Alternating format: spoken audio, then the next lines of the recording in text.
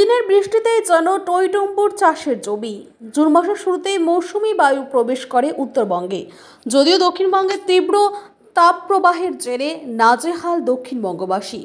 আলিপুর আবহাওয়া দপ্তরের নির্দেশ অনুসারে আগামী 20 জুন পর্যন্ত চলবে লাগাতার বৃষ্টি উত্তরবঙ্গের বিভিন্ন জেলায়। কিন্তু হলদিবাড়ি ব্লকে 17 এবং 18-19 জুনের লাগাতার ভারী বর্ষণে জলমগ্ন হয়ে ওঠে হলদিবাড়ি ব্লকের দেওয়ানগঞ্জ গ্রাম পঞ্চায়েতের বিভিন্ন জায়গায়।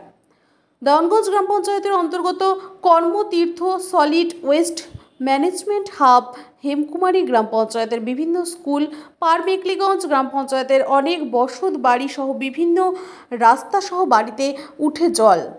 স্থানীয় এক ব্যক্তি বলেন, প্রত্যেক বছরই এই চিত্র। স্থানীয় প্রধান পঞ্চায়েতকে জানিয়েও কোনো কাজ হয়নি। এ বিষয়ে স্থানীয় বাসিন্দারা কি জানাচ্ছেন শুনে নেব। বাড়িতে জল ঢুকছে? বাড়িতে জল ঢুকছে আমাদের, তো ঘরে বাইরে। কতটা জল হবে? জল 1 হাঁটু উপরে উঠে গেছে।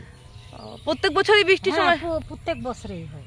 প্রধান পঞ্চায়েত কেউ দেখে না? প্রধান পঞ্চায়েত কি দেখবে? প্রধান পঞ্চায়েত আসে, দেখে, যার দেখার দেখায়, তাদের। আমাদের তো এইভাবে দেখবে, যাবে, বস ফুরিয়ে যাবে, আর কোনো ঝামেলা নেই। আচ্ছা, কোন জায়গা এটা? এটা দেওয়ানগঞ্জ। আপনার নাম? আমার নাম সুষমা বর্মন। ধন্যবাদ।